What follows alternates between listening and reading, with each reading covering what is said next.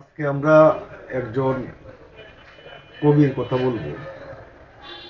তিনি আমাদের কবি, আমার খুব প্রিয় মানুষ।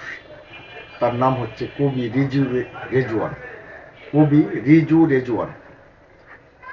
তিনি 1972 সালে শরীয়তপুরে জন্মগ্রহণ করেছেন।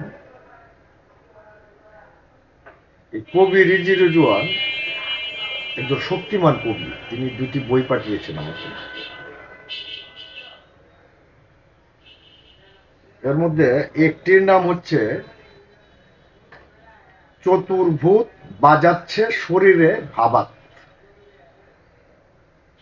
চতুর্ভুজ ভূত বাজাচ্ছে শরীরে ভাবাত। আরেকটি হচ্ছে বিপ্রতিপতা প্লাস হাইটেক বাইফোকাল। এই দুইটি বইয়ের নামকরণের মধ্যেই আমরা বুঝতে পারি যে এই কবি একটি ভাষা নির্মাণ করতে চেষ্টা করেছেন। তিনি একজন মহৎ কবির কাজ হচ্ছে ভাষা নির্মাণ করা, প্রচলিত বৃত্তের বাইরে গিয়ে একটা কাব্য ভাষা তৈরি করা। এবং কবি রিজু রেজওয়ান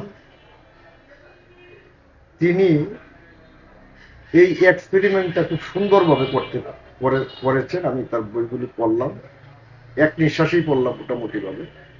পড়ার পরে বুঝতে পারলাম যে তিনি সেটা করতে চেষ্টা করেছেন। আমরা যে কাব্য ভাষাগুলি পাই এর মধ্যে দেখেন, একটা হচ্ছে চর্যাপদের ধারাবাহিকতায় লোকায়ত মানুষের ভাষার উপর ভিত্তি করে একটা কাব্য ভাষা। একটা কাব্য ভাষা নির্মাণ করেছেন রবীন্দ্রনাথ ঠাকুর, একটা কাব্য ভাষা নির্মাণ করেছেন জীবনানন্দ দাশ।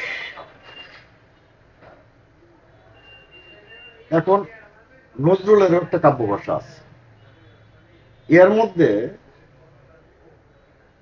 পশ্চিমা দর্শনের কাব্য ভাষাও আমাদের এখানে এসে যুক্ত হয়েছে।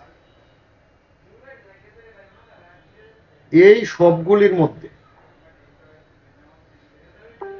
আমাদের ওই যে লোকায়ত বিষয়টাকে রবীন্দ্রনাথ, নজরুল এগুলি যুগসূত্র স্থাপন করে। আর জীবনানন্দ দাশের যে কাব্য ভাষা সেটা লোকায়ত সূত্র ধারণ করে না, কিন্তু এটা একটা কাব্য ভাষা।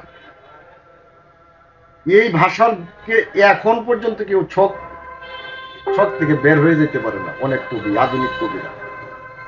ফলে এই জীবনানন্দের আবর্তেই সবাই ঘুরছে। এর বাইরে গিয়ে রিজু রেজওয়ান লিখেছেন তার কবিতাগুলি। তার দুটি কবিতা আমরা পাঠ করব। তার একটি কবিতা হচ্ছে ফতুয়া। প্রবল বাতাস দিই কান্না লুকাবার জন্য শুধু ভীষণ বৃষ্টি প্রয়োজন। এখন বৃষ্টির লেজ নেই, পুষ্প বৃষ্টির সুপ্ত প্রবাহে শুধুই কাপড়। ভয়ে ভয়ে কাঁপছে আমার জল স্থল বাতাস ও খণ্ড হৃৎপিণ্ড। আর একটি ফতুয়া, দান খয়রাতে যারা চর্বি জমিয়েছে ভুঁড়ি ছুরি, তারা আমার অশ্রুবাণ হারাম ঘোষণা করে। আরেকটি কবিতা হচ্ছে একান্তে লিলি।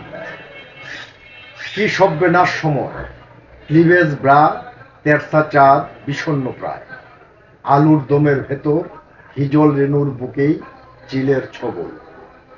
কবির ও আসফানের প্রমায় বিপন্ন রাত একান্তে হায়। লাবণ্যময় খাঁচায় কি শূন্য প্রেম লিলির বিছায় আছল। যেমনটা পরগাছায় শিকস্তি মন পিছায়, ছিনাল হৃদয় নগণ্য প্রেম ফতু। বেলুল চমৎকার গ্লাসের দেয়াল, মহৎ আমন্ত্রণে প্রবল মিথুন না হোক জলের সদর। কি অন্ধকার আলোয় চলুক না তার চূড়ান্ত বাৎসায়ন। তারপরে হচ্ছে শীতলক্ষার ছোঁয়া, আরেকটি কবিতা। ভাসিয়েছি দিগ্বিজয়ী তরী প্রবল স্রোতের বিপরীতে, ততক্ষণ অসহিষ্ণু তাই তোমার শীতলক্ষার তীর দখলে নেই 7 ফিট। কবিতাগুলি পড়লে আপাত দৃষ্টিতে মনে হয় এই কবিতাগুলির মধ্যে কোনো ছন্দ নেই, কিন্তু এর ভিতরে ছন্দ আছে এবং খুব বেশি পরিমাণে ছন্দ আছে, শুধুমাত্র সেটা উপলব্ধির বিষয়। রিজু ভাইয়ের কবিতা একটা নিরীক্ষাধর্মী কবিতা। আমি আশা করব যে রেজওয়ান ভাই তিনি তার নিরীক্ষায় সফল হবেন এবং তার বই পাঠ করে যে আনন্দ সুধা আমি পান করেছি, ভাইকে একটা সেলুট জানাই। এই রিজু ভাই সম্প্রতি তিনি অসুস্থ হয়েছেন এবং অসুস্থতার কারণে তাকে কেমো নিতে হচ্ছে। আমি তার দ্রুত সুস্থতা কামনা করি।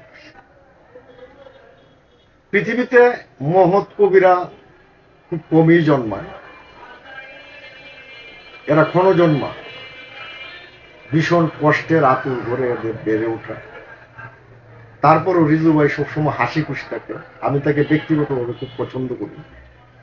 রিজু ভাই আপনি দ্রুত সুস্থ হয়ে উঠবেন ইনশাল্লাহ, আল্লাহর কাছে আমি এই প্রার্থনাই করি।